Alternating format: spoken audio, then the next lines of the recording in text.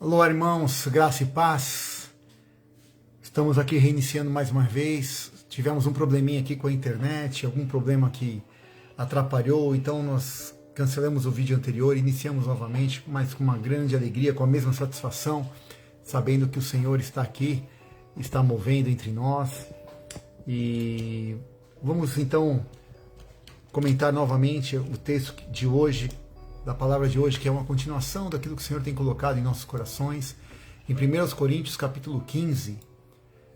1 Coríntios capítulo 15, versículo 45 em diante, diz assim: o primeiro homem, Adão, tornou-se ser vivente, e o último Adão, então, se tornou espírito vivificante. Não foi o espiritual que veio antes, mas sim o natural, depois dele, o espiritual. O primeiro homem, eu vou ler de novo 46, não foi o espiritual que veio antes. Primeiro veio o natural, e depois dele, o espiritual. O primeiro homem era do pó da terra, o segundo homem veio dos céus. Os que são da terra são semelhantes ao homem terreno, mas os que são dos céus ao homem celestial. Assim como tivemos a imagem do homem terreno, teremos também a imagem do homem celestial. Irmãos, versículo 50. Eu declaro a vocês que carne e sangue não podem herdar o reino de Deus, nem o que é perecível pode herdar o imperecível. Versículo 51 de 1 Coríntios 15 diz assim: eis que eu digo um mistério, nem todos dormiremos, mas todos seremos transformados. No momento, no abrir e fechar de olhos, ao som da última trombeta, pois a trombeta soará, os mortos ressuscitarão, incorruptíveis, e nós seremos transformados. Aleluia. Pois é necessário que aquilo que é corruptível se revista de incorruptibilidade, e aquilo que é mortal se revista de imortalidade. Quando, porém, o que é corruptível se revestir de incorruptibilidade, e o que é mortal de imortalidade, então se cumprirá a palavra que está escrita: a morte foi destruída pela vitória. Onde está, ó morte, a sua vitória? Onde está, ó morte, o seu aguilhão? O aguilhão da morte é o pecado, e a força do pecado é a lei. Mas graças a Deus que nos dá a vitória por meio de nosso Senhor Jesus, o Cristo. Amém? Senhor, essa é a tua palavra, e nós nos achegamos a ela com fome e sede. Pedimos que o Senhor revele a cada um de nós tudo aquilo que o Senhor já tem preparado como bom propósito da boa, perfeita e agradável vontade. E assim sendo, nós avivamos, experimentemos e caminhemos, ó Deus, naquilo que o Senhor tem já disposto no seu coração. Te adoramos, te bendizemos, Senhor, e declaramos a tua vitória sobre nós, em nome de Jesus. Amém. Queridos, dando continuidade então no que falamos na semana passada, quando dissemos que uma geração sempre contará a outra, sempre haverá algo a ser contado pela outra geração, e ali questionamos e percebemos que isso começou lá atrás, quando Adão, no capítulo 3 de Gênesis, quando ele cai, quando infelizmente ele perde ali a sua condição de estar na presença do Senhor por conta da sua atitude de não ouvir ou não obedecer à voz de Deus. E vemos ali então o quanto isso foi penoso, o quanto isso foi trabalhoso. E ele então é expulso do jardim onde ele falava com o Senhor todo o cair da tarde. E aí então no capítulo 4 vemos que ele tem dois filhos, um chama Caim, o outro Abel. E chegamos a ver ainda que eles traziam, decorrido o tempo, eles traziam uma oferta alçada ao Senhor. Mas da onde eles tiraram isso? Com quem que eles aprenderam isso? Então, analisando e pensando, presume-se, e eu presumi, volto a repetir, presumi, que eles aprenderam isso com Adão. E que Adão, muito provavelmente, ao final de todas as tardes, ele não só conversava com o papai, mas ele ofertava ao papai. Ele dava de si, alguma coisa ele entregava. A palavra diz: não venha eu estar na presença do Senhor de mãos vazias. Que Deus nos livre de aparecer diante dele com mãos vazias. Então, Adão não chegava com mãos vazias, ensinou isso aos seus filhos, e seus filhos então começaram a caminhar nessa direção. E ao fazer isso, eles perceberam que Abel, né, Deus entendeu e recebeu o coração de Abel, mas não recebeu de Caim. E Caim foi avisado: não faça tal coisa, não haja com maldade no seu coração, o mal está na porta, cumpre a você dominar esse mal, toma alguma providência. E Caim infelizmente não quis, ouvir a voz de Deus. E vimos que Deus cobrou de Caim esse posicionamento, não cobrou de Adão, como ele havia feito no jardim. Agora a responsabilidade era do próprio Caim e Abel, que ali já tinha feito a sua oferta e foi aceito. Vimos então que isso são duas mentalidades. Uma de barganha, uma mentalidade religiosa, e a outra uma mentalidade de fato espiritual. E percebemos que depois disso, no capítulo 5, Adão teve alguns filhos e vai contando a descendência deles. Sete, depois Enos, depois Cainã, depois Maalaleel, depois Jared, depois Enoque. E em Enoque começa-se então a invocar o nome do Senhor. E a Bíblia diz que Enoque começou a andar com Deus. Agora, da onde ele aprendeu isso? Como que eu aprendo a andar com Deus? Do nada. Nós não tínhamos nessa época o Espírito Santo derramado sobre toda a carne como nós hoje o temos. Era necessário que alguém tivesse influenciado a vida de Enoque. Então, ao ler o texto, percebemos em Gênesis 5, Adão que viveu 930 anos, percebemos então que quando Enoque nasce, Adão tinha 622 anos. Uau! Adão era vivo. Então, ao andar nessa terra ainda, por 300 e poucos anos antes de falecer, Adão ainda viveu 308 anos antes de falecer, ele influenciou a vida e a família, só que toda a família, mesmo ouvindo as histórias, nós até brincamos, já imaginou a reunião de família? Não mexe com Adão, não pergunta de jardim para ele, não pergunta de árvore que vai dar ruim, ele vai contar aqui, nós temos que caçar amanhã, a gente vai perder aqui a semana. Mas Enoque se interessou, Enoque foi, a Bíblia diz que Enoque já andou tanto com Deus que já não era. Uau, ele já não era. E aí vemos o paralelo quando Paulo diz, já não sou eu, é Cristo que vive em mim. E vimos que esse é o nosso objetivo, de andarmos tanto com o Senhor, de buscarmos andar com Ele, de já não sermos mais nós, mas de Ele ser em nós e através de nós, amém?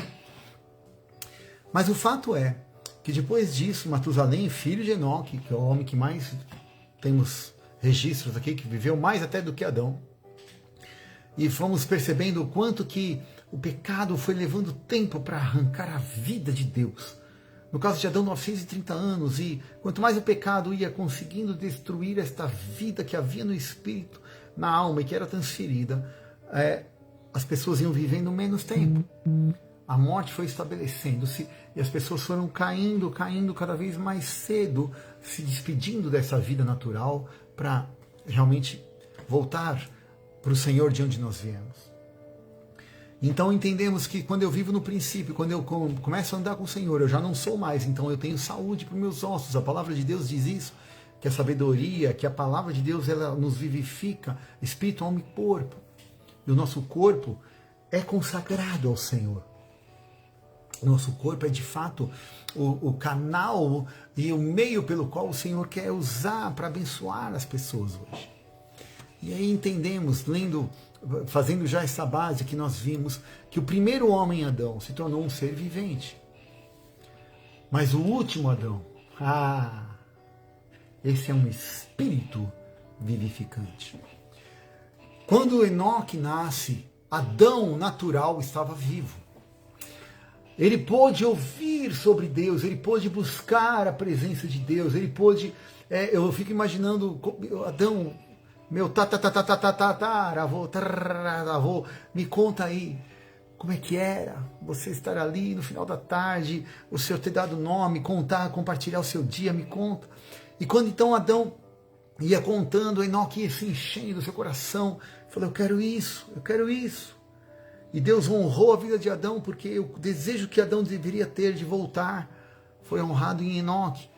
Ainda que todos os seus filhos, netos, bisnetos, Sete, Enos, Cainã, tataranetos, enfim, Maalaleel, Jared, todos eles ouviram as histórias, todos eles conheciam o legado geracional, mas parece-me que só Enoque, e depois Matusalém, que deve ter andado buscando Enoque nessa terra, começaram a invocar de novo o nome do Senhor. Mas então, como que vamos fazer agora? Porque nascemos e o Adão morreu. Sim, o Adão natural morreu, mas o último Adão, esse está vivo, aleluia! Esse vive para sempre e eternamente.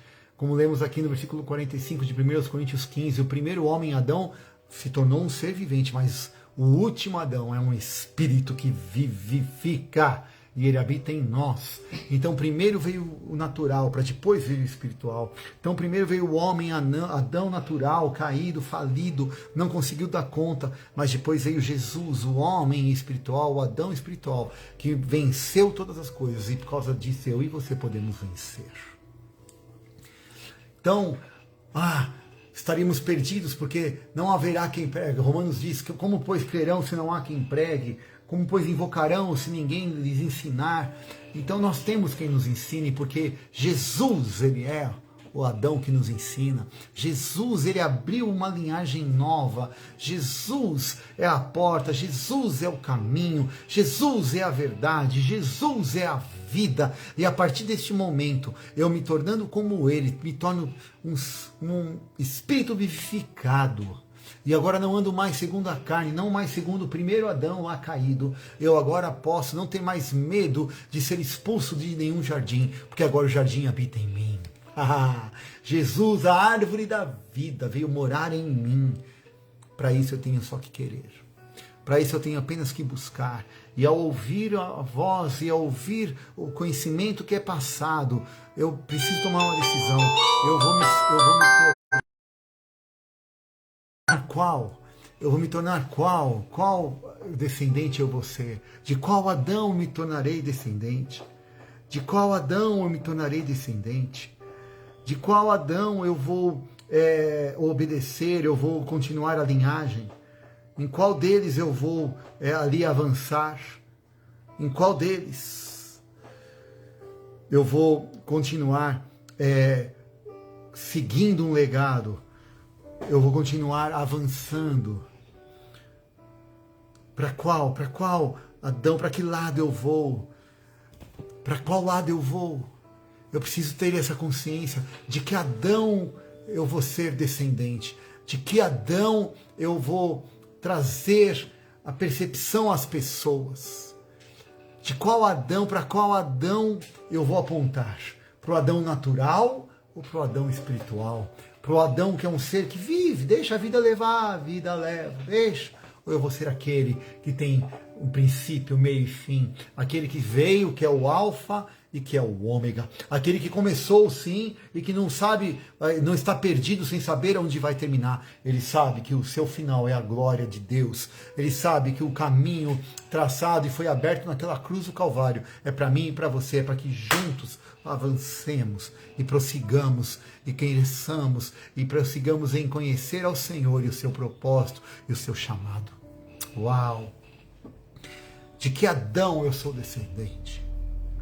De que Adão a minha alma tem se alimentado? Será que eu tenho deixado, como diz aqui, enquanto temos a imagem do terreno, nós também temos que buscar ter uma imagem daquilo que é celestial, então temos que deixar a vida que está no nosso espírito dominar a nossa mente, dominar o nosso ser.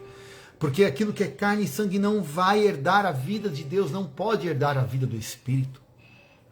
Mas aquilo que é espiritual vence e sobrepuja aquilo que é carnal. Por isso Jesus venceu, aleluia. Ele venceu toda a separação que o pecado instaurado na carne, no natural, traz separação de Deus, porque Deus não pode ter comunhão com carne, Deus não pode ter a comunhão com as coisas corrompidas por uma mentalidade de barganha, de religiosidade, onde eu vou fazer algo para Deus aqui, vamos mudar isso aqui, tá tudo certo, que nem Caim fez. Deus não tem compromisso com isso, porque Ele não fez isso conosco, Ele não deu qualquer coisa, Ele deu Jesus. O melhor que Ele tem, porque Jesus é próprio Deus. Amar é dar o melhor de si, Deus deu por nós. Se Ele que é Deus, deu o melhor dele por nós. Quem somos nós para não dar minimamente o melhor de nós para Ele? De quem eu tenho sido descendente? Quando as pessoas olham para mim, elas estão vendo qual Adão? O primeiro ou o último? Elas estão vendo o carnal ou estão vendo o espiritual? Elas estão vendo aquele que saiu do jardim ou aquele em quem o jardim habita? Elas estão vendo aquele que tem uma lembrança e um desejo de voltar ou aquele que vive, porque guarda as palavras do Senhor, e aquele que ouvir as minhas palavras e as guardar, eu virei e habitarei nele. Uau! E naquele dia vocês saberão que eu estou no Pai, e vocês estão em mim, ou seja, estamos todos unidos no Senhor. E eu vos direi naqueles dias, entrem meus amigos, entrem no gozo do seu Senhor, porque vocês são fiéis. E aí podemos então, ao andar nesse caminho, nos tornarmos como Enoque, já não sou mais eu. Onde está, ó morte, o teu aguilhão? Onde está, ó morte, a tua vitória? Onde está a separação da carne, querendo apagar a vida do espírito?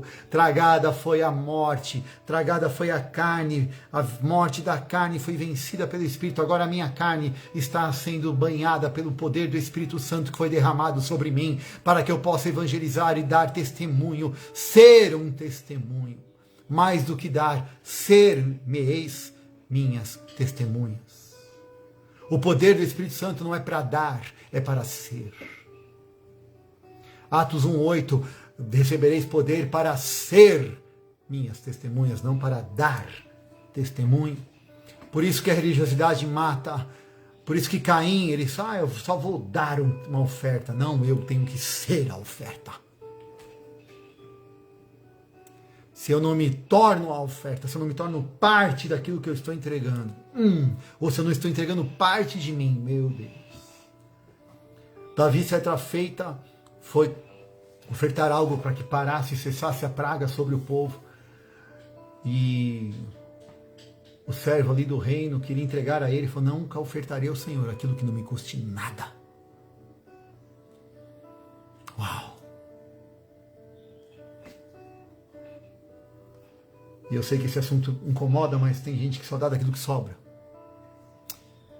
E quando é no momento que parece que está faltando, é que nós somos testados a confiar no Senhor. Veja bem, confiar. O meu teste não é o quanto eu dou. O meu teste é quanto eu confio. O meu teste é quanto eu creio. O meu teste é quanto eu mergulho no oceano do Espírito e falo, eu sei que o meu Redentor vive, eu sei que Ele suprirá todas as minhas necessidades em Cristo Jesus. As pressões existem, as necessidades existem, mas eu não sou movido por elas, eu sou movido pela fé. Amém? Que nessa tarde, eu e você, ou no momento que você estiver vendo esse vídeo, que você e eu possamos definir onde nós vamos apontar, para quem nós vamos apontar, para qual Adão. Qual destes eu sou descendente?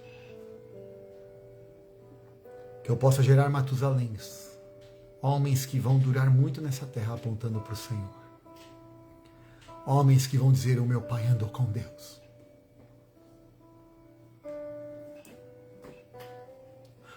Homens que entendam que tem um legado. Que nós não estamos aqui por um mero acaso, mas que temos uma missão de amar como Ele nos ama. Que Deus derrame essa consciência sobre mim e sobre você. Adão foi honrado. Eu creio que ele morreu em paz ao ver Enoque andando e trilhando um caminho. E após a morte dele, logo depois, se você fizer as contas, ele diz que 365 anos e Enoque já não era mais. Se Adão viveu 930, ele nasceu quando Adão tinha 620. Por 20 e poucos aninhos ali, mais uns 20 e poucos anos que Adão vivesse, ele perceberia que Enoque tinha sido arrebatado. Já não era mais. Uau! Que as pessoas possam perceber que não sou mais eu, que não é mais você, mas é Cristo em nós, a esperança da nossa glória. Jesus, Jesus, Jesus. O segundo e o último, não há mais nenhum outro. O último Adão, aquele que é incorruptível e nos reveste. A nossa corrupção, na nossa corruptibilidade, Ele nos reveste com o seu Espírito incorruptível, para que a vida que está no Espírito transforme a nossa alma e alcance nosso corpo. E a gente somatize pelo lado positivo e não mais somatize as doenças e enfermidades do pecado que gera morte. Amém. Em nome de Jesus, Pai, essa é a tua palavra. Peço que o Senhor tenha total liberdade e eu entrego o controle do meu livre-arbítrio, por uma decisão do meu livre-arbítrio, eu entrego o controle da minha alma, da minha mente, das minhas emoções, para pensar aquilo que a tua palavra quer que eu pense, para transformar a minha mente e assim avançar na tua direção. E assim, ó Pai, nós possamos mergulhar e dar continuidade a uma descendência tão linda. E assim, como povo de Deus, como filhos do Altíssimo, apontarmos para Jesus, o autor e consumador da nossa fé, e romper todo embaraço. Obrigado porque o Adão vive. O último Adão está vivo. O primeiro Adão morreu, mas o último está vivo. Aleluia, Jesus Cristo. E que a nossa carne morra como o primeiro, para o nosso espírito viver como o segundo e último. Em nome de Jesus. Em nome de Jesus. Que o Senhor te abençoe e te guarde. Que o Senhor te dê a paz, que Ele resplandece o rosto sobre ti, te dê uma semana de vitória. Que nessa semana as pessoas percebam, e você mais do que elas, se perceba, não sendo mais você. Que eu possa me perceber, não sendo mais eu, mas sim ao Senhor. Grande beijo, um ósculo santo em cada um, que Deus te abençoe. E até semana que vem, em nome de Jesus.